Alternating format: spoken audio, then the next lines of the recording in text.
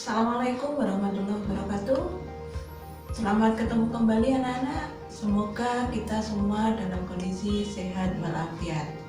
Saya berharap masa pandemi ini tidak menyurutkan langkah kita untuk tetap dan terus semangat dalam belajar. Belajar dapat dengan siapa saja, kapan saja, dan di mana saja. Baiklah, marilah kita lihat pembelajaran kita hari ini dalam tayangan video berikut.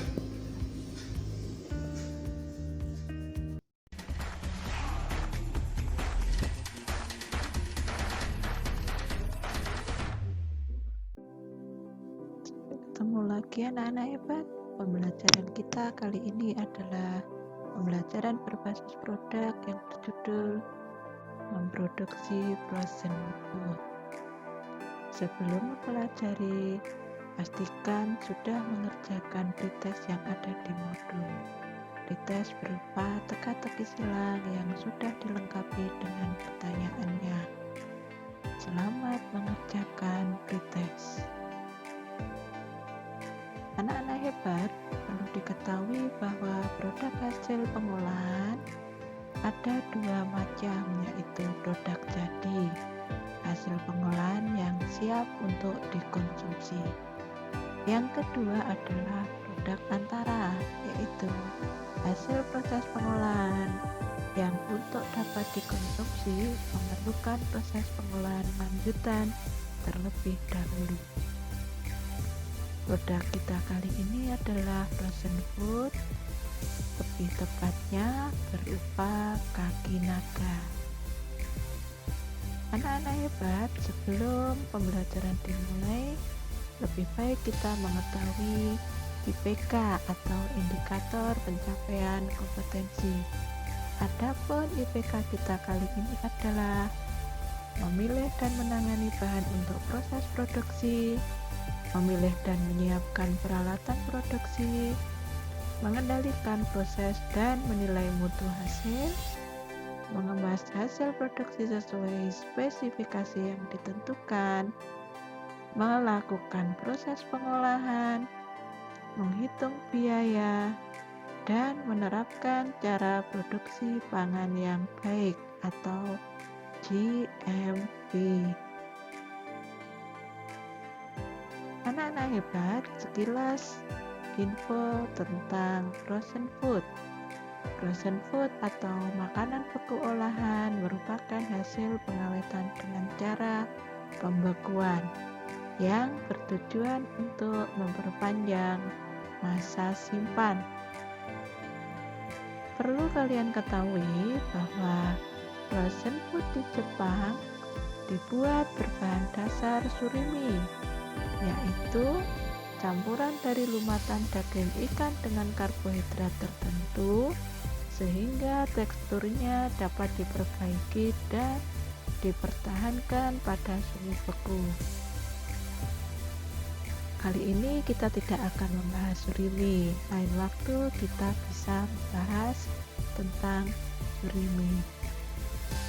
Berdasarkan proses pengolahannya, pelan surimi terbagi menjadi 3, yaitu yang pengolahannya dengan pengukusan menghasilkan kamaboko, yang pengolahannya dengan pembakaran menghasilkan jikwa, dan yang terakhir pengolahannya dengan penggorengan menghasilkan produk yang dinamakan agekama.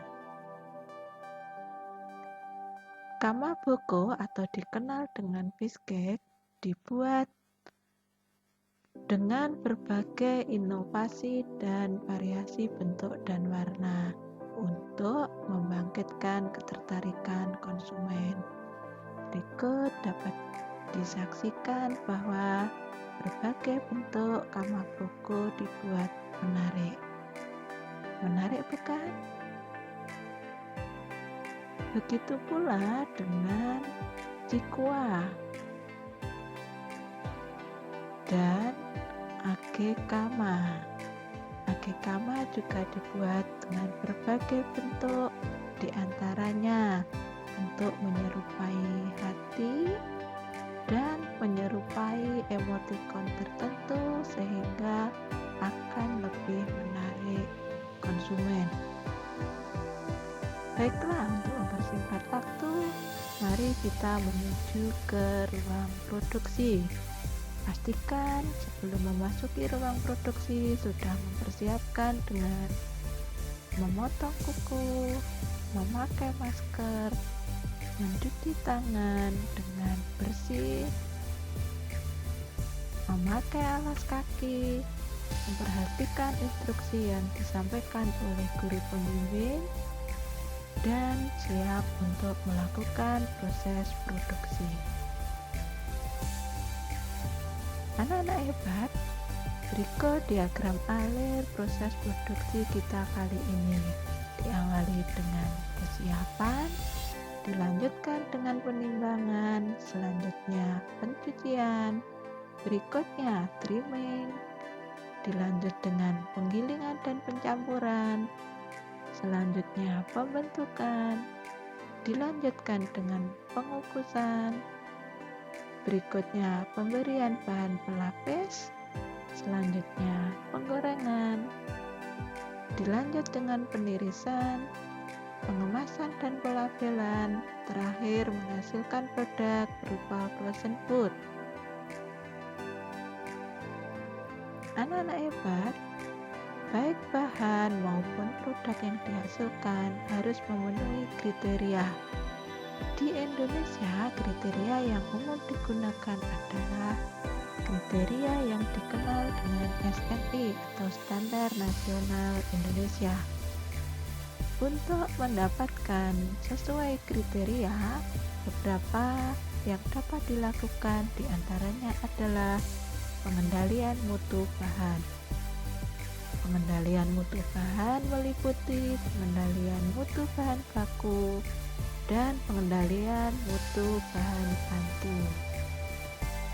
Dalam pengendalian mutu bahan baku, di sini dicontohkan apabila bahan bakunya berupa ikan, harus memenuhi kriteria sebagaimana yang dipersyaratkan. Dari tabel berikut diperlihatkan ciri-ciri ikan yang baik atau ikan segar maupun ikan yang tidak segar atau ikan busuk. Sementara di bahan bantu, BTM dipersyaratkan adalah harus food grade atau memenuhi standar untuk makanan.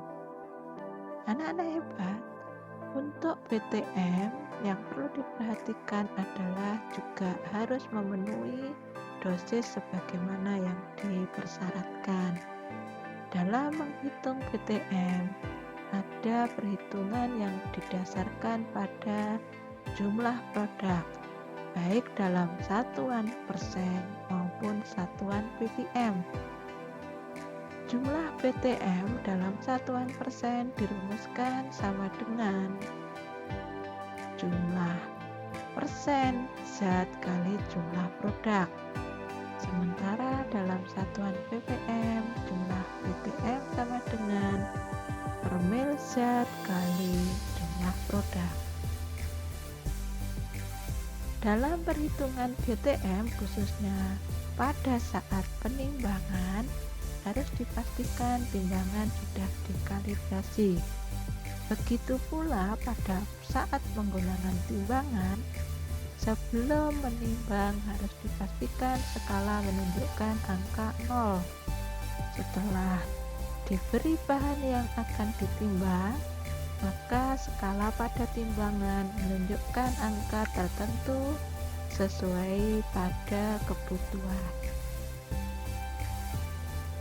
Anak-anak hebat, masih berkaitan dengan BTM, ada perhitungan atas dasar bobot badan atau yang dikenal dengan ADI, yang merupakan singkatan Acceptable Daily Intake, yang artinya jumlah bahan tambahan makanan yang diizinkan untuk dikonsumsi dalam sehari. Anak-anak hebat, Jumlah bahan tambahan makanan yang diizinkan dalam sehari dirumuskan bobot bahan yang diizinkan per kilogram kali bobot badan. Sebagai contoh, berikut adalah batas penggunaan asam benzoat pada makanan yang diizinkan diketahui 3 mg per kilogram. Untuk itu, bagi orang yang mempunyai berat badan 60 kg, maka jumlah asam benzoat yang diizinkan adalah 3 mg per kilogram kali 60 kg sama dengan 0,18 gram. Hal ini berarti orang dengan bobot badan 60 kg dalam sehari hanya diizinkan mengkonsumsi makanan yang mengandung asam benzoat maksimal sebanyak 0,18 gram. Anak-anak hebat, dalam rangka memenuhi standar untuk kriteria, maka dipastikan pengendalian proses.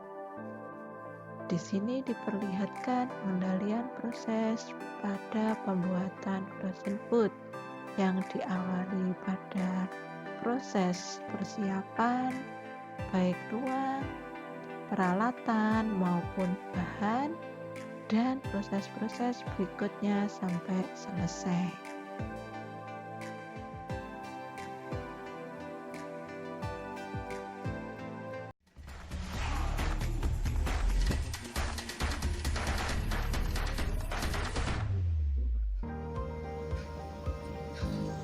Baiklah anak-anak, itu tadi video pembelajaran kita kali ini.